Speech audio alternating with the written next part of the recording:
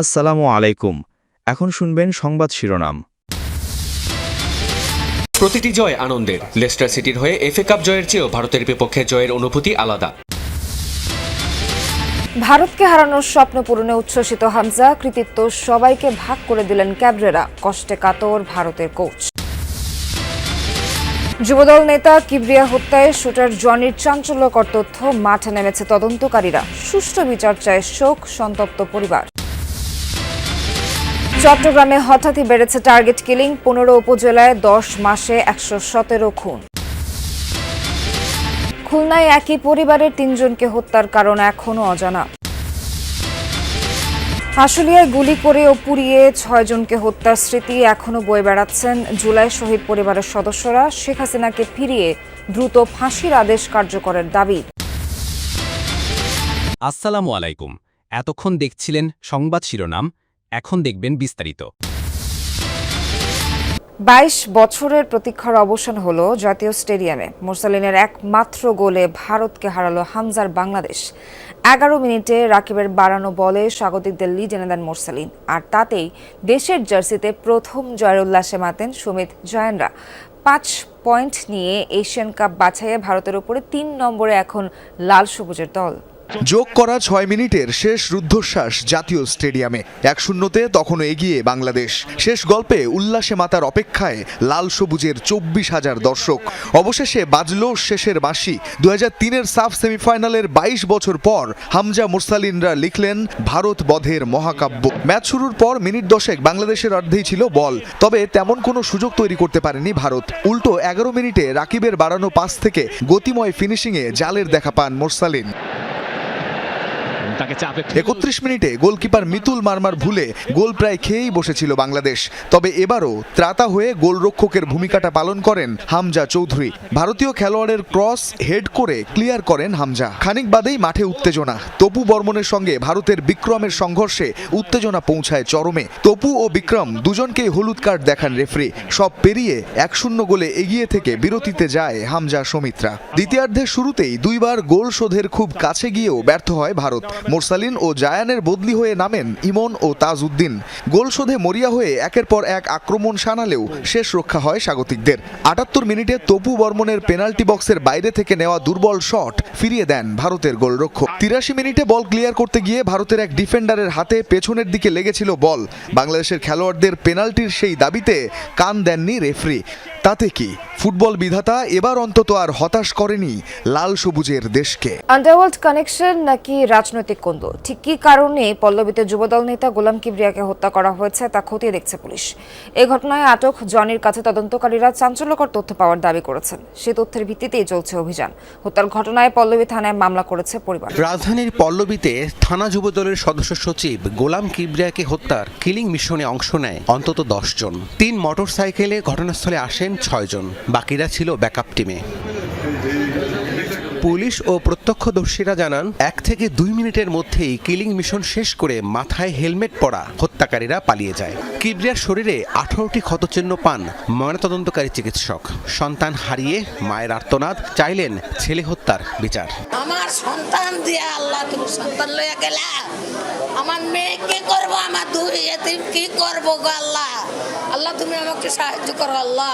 হঠাৎ করে target killing বেড়েছে চট্টগ্রামে। ব্যবহৃত হচ্ছে ভাড়াটে কিলাররা। শুধুমাত্র চট্টগ্রাম জেলার 15 উপজেলায় 10 মাসে হত্যাকাণ্ড ঘটেছে 117টি। এর মধ্যে 21টি রাজনৈতিক। সবচেয়ে বেশি হত্যাকাণ্ড ঘটেছে রাউজানে। জেলার পরিস্থিতির অবনতির জন্য আইনশৃঙ্খলা রক্ষাকারী বাহিনীর দুর্বল ভূমিকাকে দুষছেন বিশ্লেষকরা। গত 25 অক্টোবর রাউজানের চারাবরতলে স্ত্রী সন্তানের সামনে দুর্বৃত্তদের গুলিতে খুন হন যুবদল কর্মী আলমগীর। 7 অক্টোবর রাউজান থেকে শহরে ফেরার পথে মদুনাঘাটে ফিল্মি স্টাইলে বিএনপি কর্মী আব্দুল হাকিমকে খুন করে সশস্ত্র দুর্বৃত্তরা। এর আগে রাউজানের নোয়াপাড়ায় শুটকি ব্যবসায়ী জাহাঙ্গীর আলমও দিনে দুপুরে খুন হন। চট্টগ্রাম জেলা পুলিশের পরিসংখ্যান অনুযায়ী চলতি বছরের 10 মাসে শুধুমাত্র চট্টগ্রাম জেলার 15 উপজেলায় হত্যাকাণ্ড ঘটেছে 117টি। এর মধ্যে 21টি রাজনৈতিক ও 96টি অন্য ইস্যু। 2024 সালের 5 আগস্টের পর শুধু রাউজানেই হত্যাকাণ্ড ঘটেছে 15টি। খুলনা নগরীতে 2 শিশুসহ একই পরিবারের 3 সদস্যকে হত্যার ঘটনায় এখনো কাউকে গ্রেফতার করতে পারেনি পুলিশ। কে বা কারা কি কারণে 3 জনকে হত্যা করলো তাও বের করা যায়নি। 2 সন্তান সহ পরিবারের 3 সদস্যকে হারিয়ে দিশেহারা শেফার রুবি দম্পতি। এলাকায় শোকের ছায়া। খুলনা মহানগরের মোল্লাপাড়া এলাকার একতলার এই বাড়িতে এখন শুনশান নীরবতা। অথচ 3 দিন আগেও 2 ভাই বোন 6 বছরের ফাতিহা আর 8 বছরের মুস্তাকিমের ছুটাছুটিতে মুখর থাকত বাড়িটি। রোববার সন্ধ্যায় একই ঘরে মেলে 2 শিশু আর তাদের নানির রক্তাক্ত মরদেহ। বাবা শেফার আহমেদ চাকরি করেন খুলনা চেম্বারে আর মা রুবি আক্তার কর্মরত বাগেরহাটের রামপাল উপজেলা ভূমি অফিসে। বাবা মার চাকরির কারণে 2 শিশুর দেখভাল করত তাদের নানি। কি কারণে এই হত্যাকাণ্ড কিছুই বুঝতে পারছে না পরিবারের সদস্যরা। এজন্য মামলার এজাহারেও কারো নাম উল্লেখ করা হয়নি।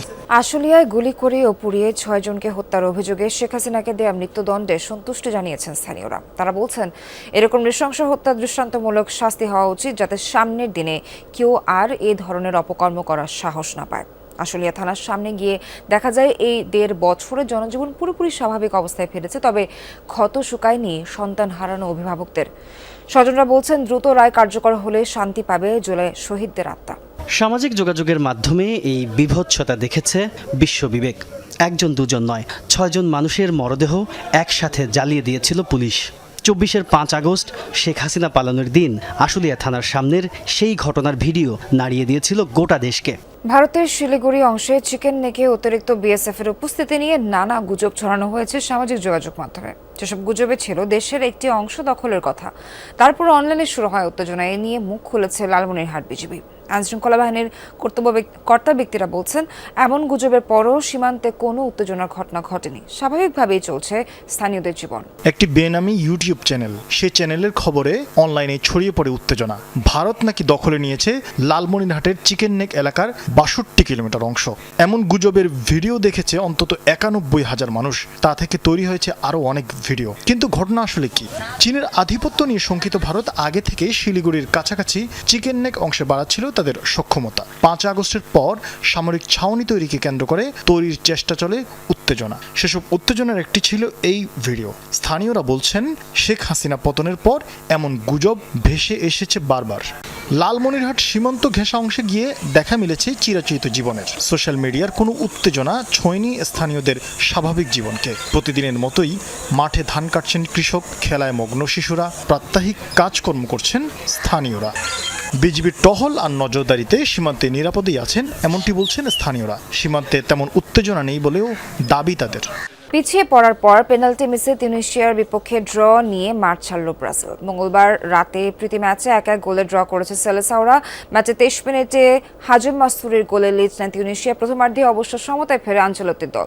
প্রতিপক্ষের ডিফেন্ডার ব্রুনের হাতে বল লাগলে ভিএআর এর সাহায্যে পেনাল্টি পায় ব্রাজিল। 44 মিনিটে পেনাল্টি থেকে এস্তেভোর গোলের সমতায় ফেরে সেলেসাওরা। ম্যাচের 76 মিনিটে ডি বক্সে ভীত হকে